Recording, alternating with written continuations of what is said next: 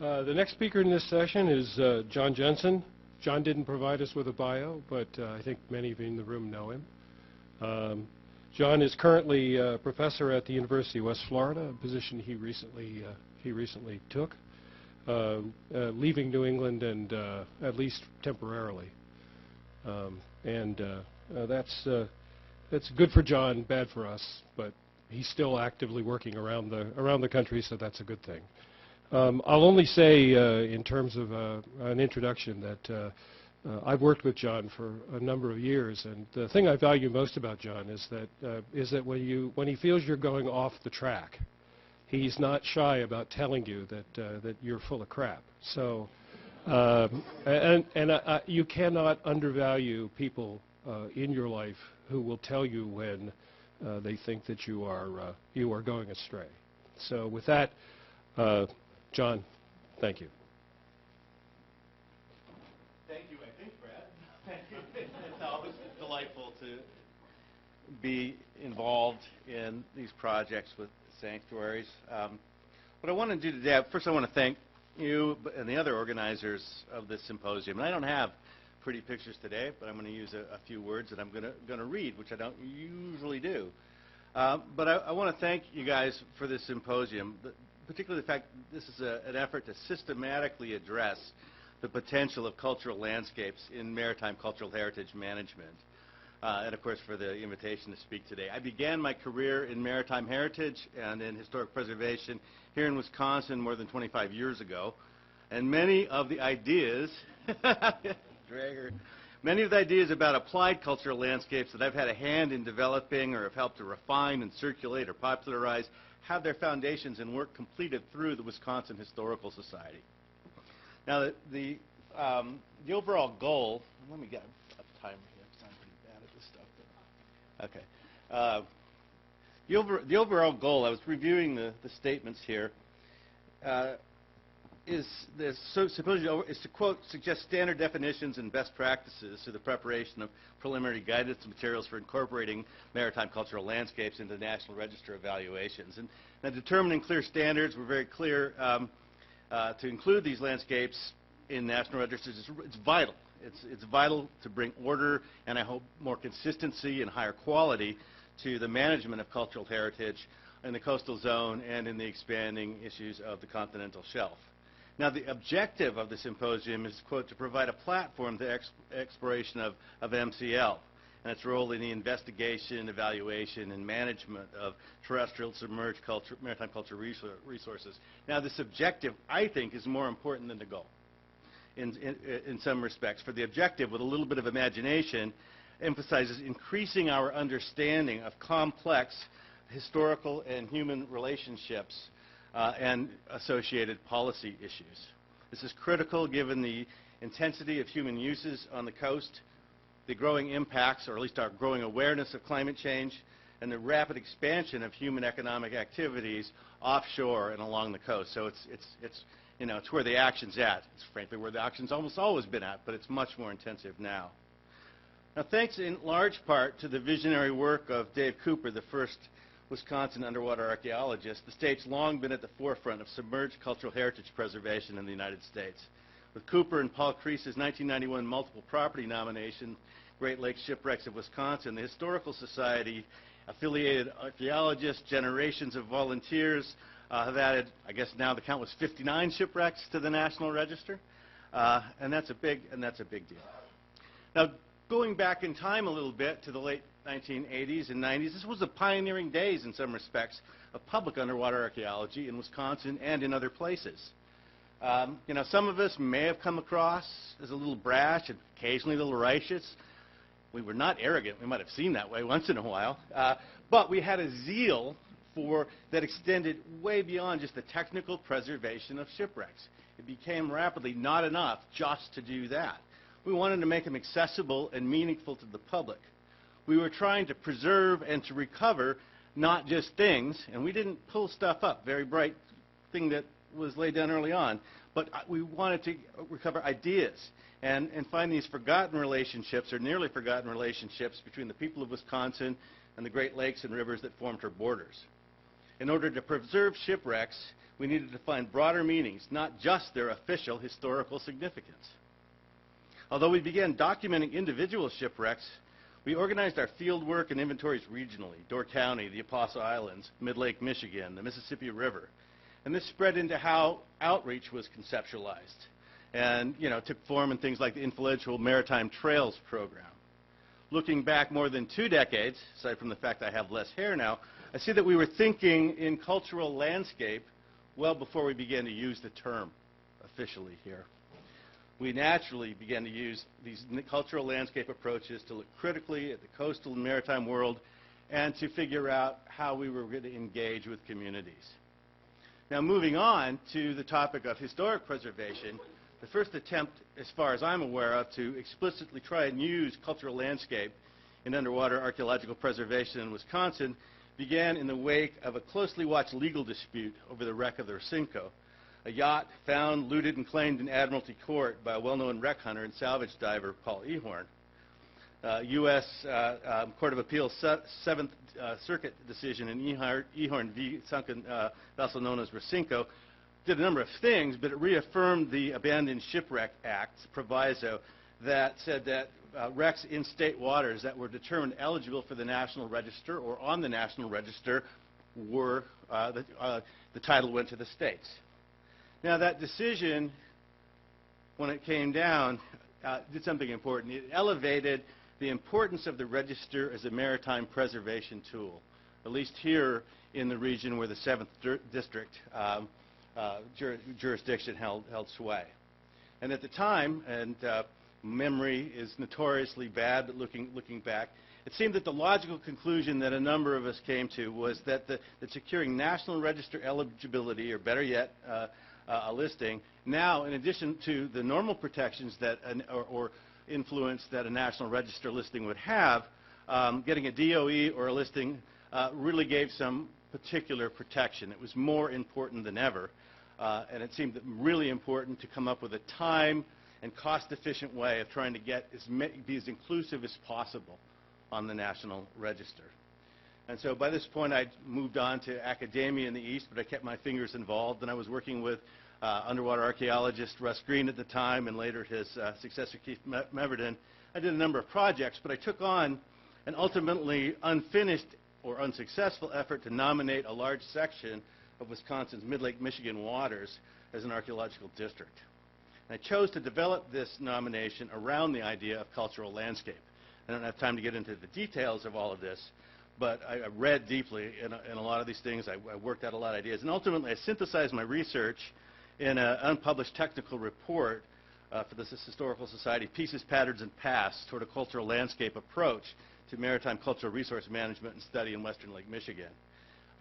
This report evaluated the area that conveniently now may become a national marine sanctuary, and I evaluated this area and its shipwreck-related cultural resources as defining features in a rural historic landscape that I called the Western Lake Michigan Transportation Corridor.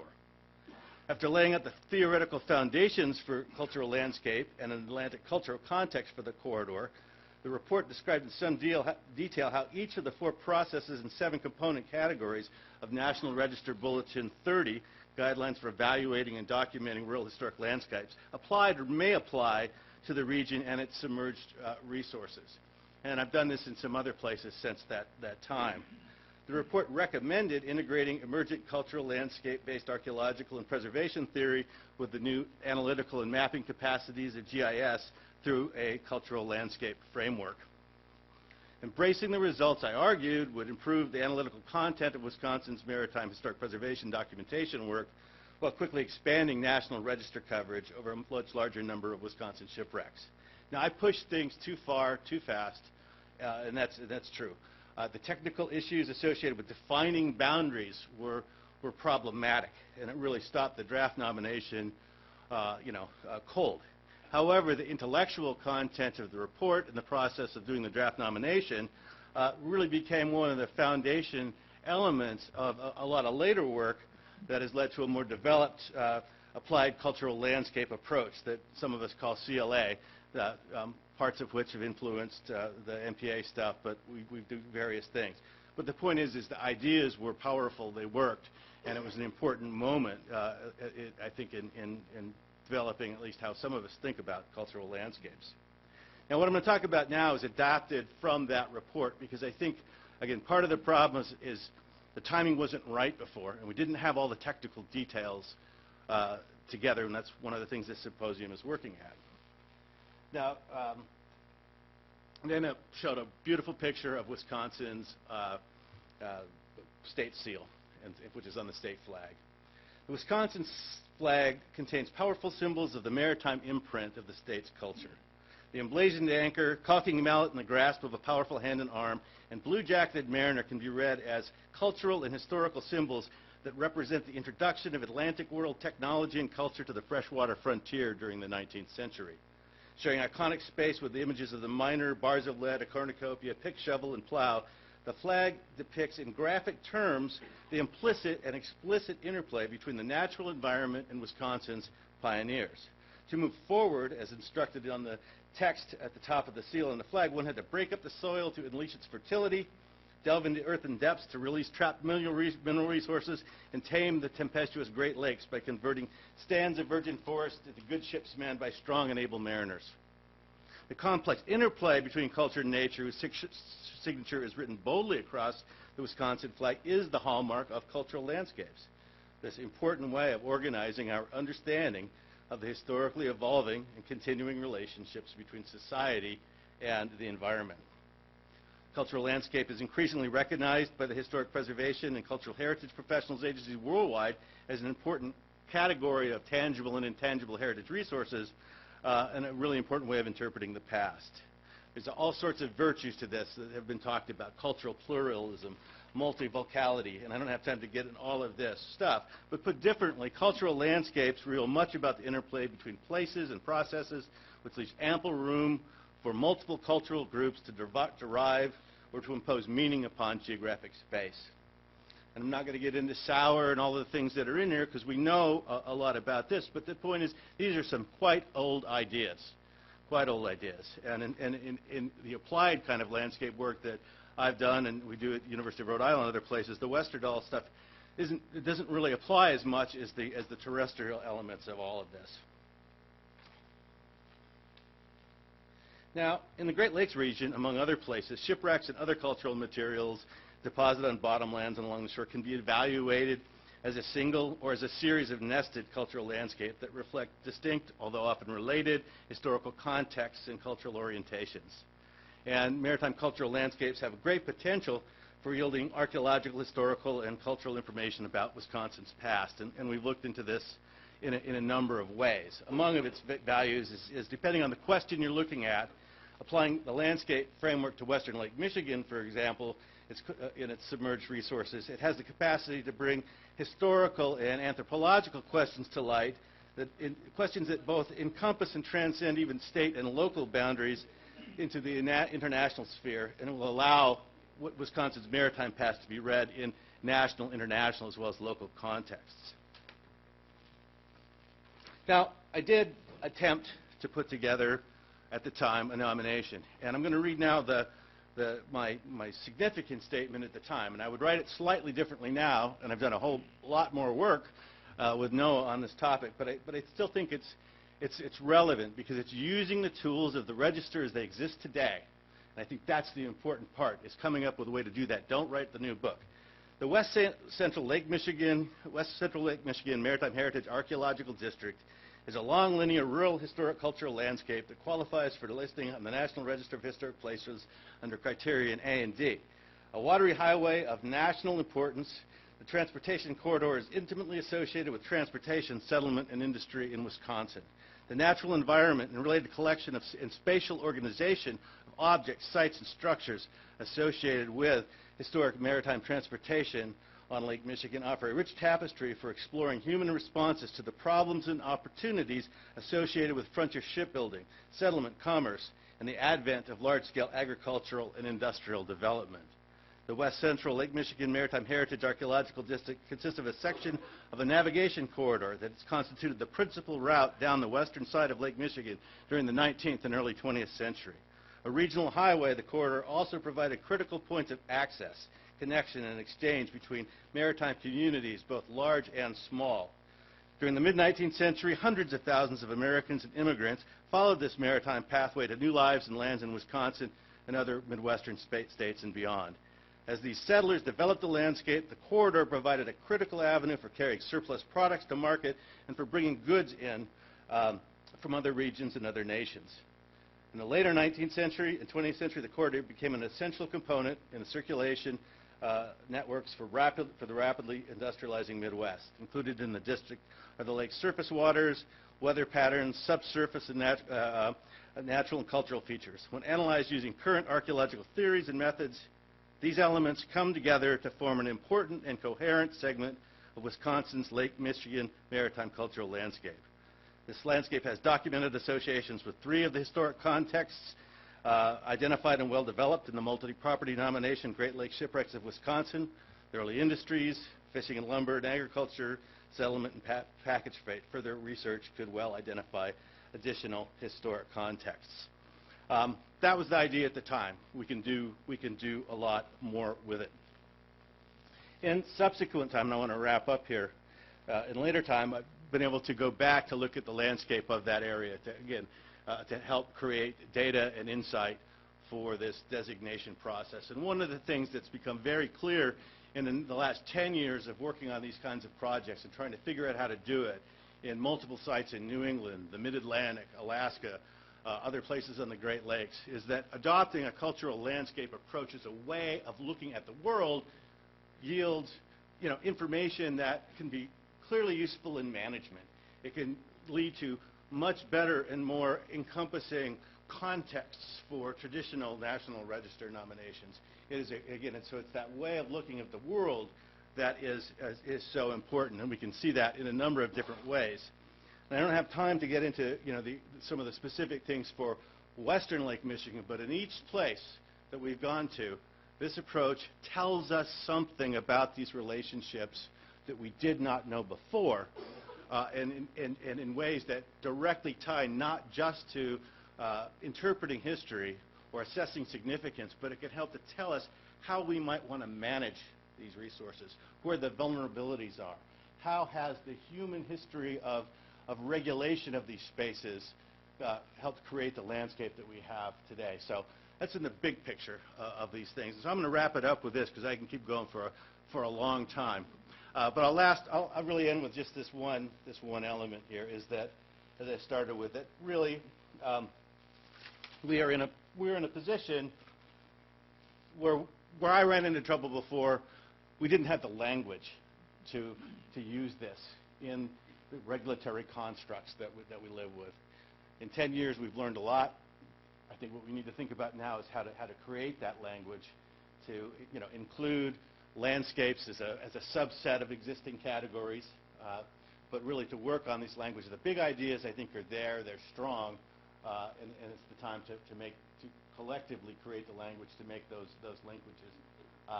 10 years ago, I was kind of shooting off my mouth, and I believed in what I was doing, but all the parts weren't there. The time is now. Thank you.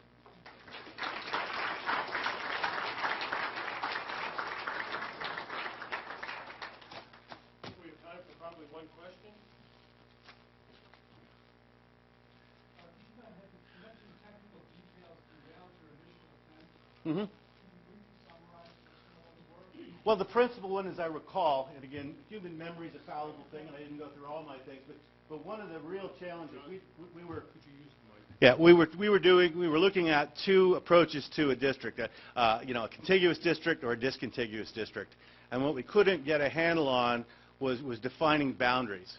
Whether justifying the big boundary, that seemed to be too much for many people, and then going with a discontiguous boundary, trying to figure out how you would break that up, not only determining the justification for the spaces surrounded, but trying to come up with a justification for the things that were not included. And so for a lot of reasons, it didn't make sense to pursue it at that time. And when you look at what's gone on in the 10 years since, I think that the state did really good things and went on an excellent track. And so I understand why that was. But that's what I mean by the language. We weren't quite there yet in terms of the technical nominations. For me, I think, and I still continue to think, the big issue here is that this holistic kind of approach that's tied, it's interdisciplinary, but it's disciplined kinds of research, provides types of insight and data and, in fact, better historic interpretation. So there's so many things to be gained from it. And it has a value, as Dr. Grusing was talking about, to bringing in natural resources. And so there's much to be gained from this. But in the time, you know, we did the best we could. And so, yeah, hopefully. Other questions? Thank you. Thank you,